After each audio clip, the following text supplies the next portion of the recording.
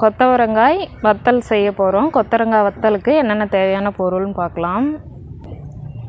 கொத்தவரங்காய் வந்து நான் 1 கிலோ அளவுக்கு எடுத்து வச்சுருக்கிறேன். இது பார்த்திங்கன்னா தண்ணியில் நல்லா அலசிட்டு எடுத்துக்கோங்க.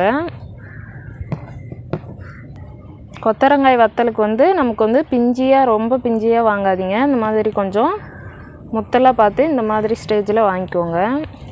1 கிலோ கொத்தவரங்காய்க்கு வந்து நம்ம 150 கிராம் தயிர் எடுத்து வச்சுருக்குறோம். இது பார்த்திங்கன்னா ஒரு சின்ன டம்ளர்.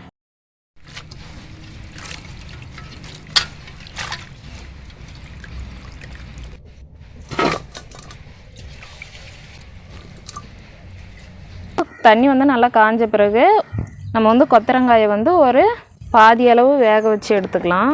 ஸ்டவ் ஆன் பண்ணிக்கிட்டு ஒரு பாத்திரம் வச்சுக்கலாம். ஒரு பாத்திரத்தை வச்சுக்கிட்டு நம்ம வந்து தண்ணி வந்து ஒரு அரை சொம்பு அளவுக்கு தண்ணி ஊற்றிக்கலாம். தண்ணி வந்து நமக்கு நல்லா காஞ்சிருச்சு. இப்போ கொத்தவரங்காயை சேர்த்துக்கிட்டு நம்ம வேக வச்சு எடுத்துக்கலாம்.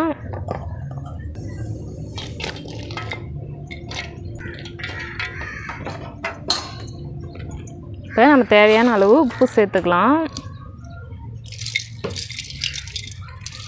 ஒரு மூடி போட்டுட்டு நம்ம வந்து ஒரு 5 நிமிஷம் அளவுக்கு நல்லா வேக விட்டு எடுத்துக்கலாம். இப்போ வந்து நமக்கு கொத்தவரங்காய் 5 நிமிஷம் நல்லா வெந்துருச்சு. இப்போ தட்டு எடுத்துகிட்டு நம்ம வந்து கொத்தவரங்காயை வடிகட்டி எடுத்துக்கலாம். ஓரளவுக்கு இந்த மாதிரி வெந்துச்சுன்னா போதும். நமக்கு வந்து வத்தல் செய்கிறதுக்கு தான்.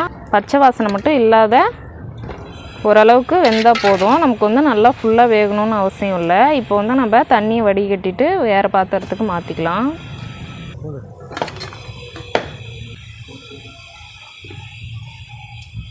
இப்போ நம்ம வந்து கொத்தவரங்காயை வந்து நல்லா வேக வச்சுட்டு நல்லா ஆற வச்சு எடுத்துக்கிட்டோம். இப்போ வந்து தேவையான அளவு உப்பு சேர்த்துக்கலாம். நம்ம வேகும் போதே ஏற்கனவே உப்பு வந்து கொஞ்சம் சேர்த்துருக்குறோம். அதனால் கொஞ்சம் கம்மியாகவே சேர்த்துக்கோங்க. இப்போ வந்து தயிர் வந்து ஒரு டம்ளர் அளவுக்கு 150 கிராம் அளவு எடுத்து வச்சுருக்குறோம். இதை வந்து நம்ம கொஞ்சம் கொஞ்சமாக சேர்த்து கலந்துக்கலாம்.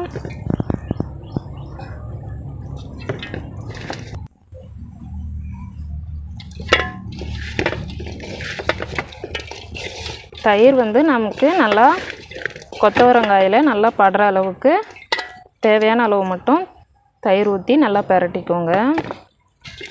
இப்போ நமக்கு வந்து தயிர் வந்து இந்த அளவுக்கு இருந்தால் போதும். கொஞ்சம் லைட்டாக பெருங்காய பொடியும் சேர்த்துட்டு நம்ம நல்லா கலந்து விட்டுக்கலாம். உங்களுக்கு வந்து காரம் வேணாம், உப்பு ஃப்ளேவர் மட்டும் போதும்னா நீங்கள் உப்பு மட்டும் சேர்த்துக்கோங்க. எங்களுக்கு வந்து காரம் பிடிக்கும் அப்படிங்கிறதுக்காக கொஞ்சமாக லைட்டாக காரம் சேர்த்துக்கிறோம். எல்லா பொருளும் சேர்த்துட்டு நல்லா வந்து ஒரு டைம் கலந்து விட்டுக்கோங்க. கலந்து விட்டுட்டு நம்ம வெயிலில் வந்து 2-3 நாளைக்கு நல்லா வந்து காய வச்சு எடுத்துக்கணும். நமக்கு வந்து நல்லா வெயில் அடிச்சிட்ருக்கு. இந்த டைமில் வந்து நம்ம இந்த மாதிரி போட்டு காய வச்சுக்கலாம். நான் வந்து சாக்கு மேலே காய வைக்கிறேன். நீங்கள் வந்து பாத்திரத்தில் கூட தாம்பாலம் இல்லை தட்டில் கூட காய வச்சு எடுத்துக்கோங்க.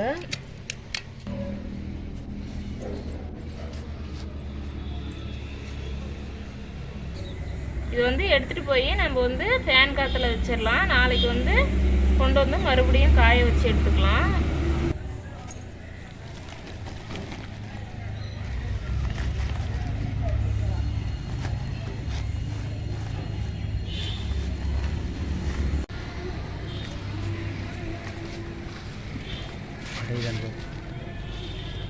பார்த்திங்கன்னா கொத்தவரங்காய் வந்து நம்ம நேற்று கலக்கிட்டு நல்லா காய வச்சுருந்தோம். நேற்று ஒரு நாள் காய வச்சோம். இன்றைக்கி 2வது நாள் காய வச்சுருந்தோம். பார்த்திங்கன்னா இந்த மாதிரி நல்லா காஞ்சிருச்சு.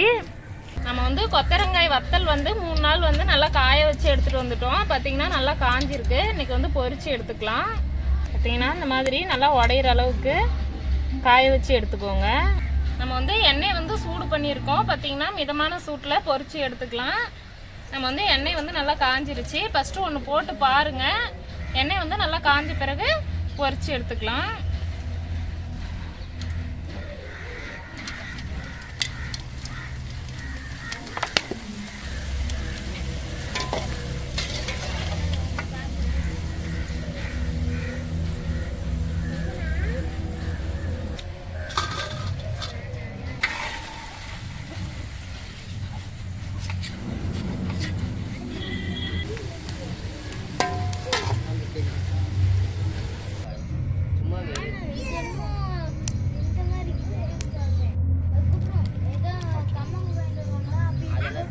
நமக்கு வந்து கொத்தவரங்காய் வத்தல் வந்து பொரிச்சு எடுத்துக்கிட்டோம். இப்போ பார்த்தீங்கன்னா இந்த கொத்தவரங்காய் வத்தல் வந்து ராகி கூழ் கம்மங்கூழ் எல்லாம் செய்யும் போது நமக்கு வந்து சைடிஷா கடிச்சிக்கிறதுக்கு ரொம்பவும் சூப்பரா இருக்கும்.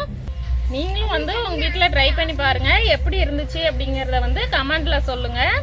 இந்த வீடியோ பிடிச்சிருந்தா ஒரு லைக் பண்ணுங்க. புதுசா பாக்குறவங்களா இருந்தா சப்ஸ்கிரைப் பண்ணி வச்சுக்கோங்க. அப்பதான் நாங்க போடுற வீடியோ உங்களுக்கு உடனுக்குடன் கிடைக்கும். நன்றி, வணக்கம். அடுத்த வீடியோல சந்திக்கலாம்.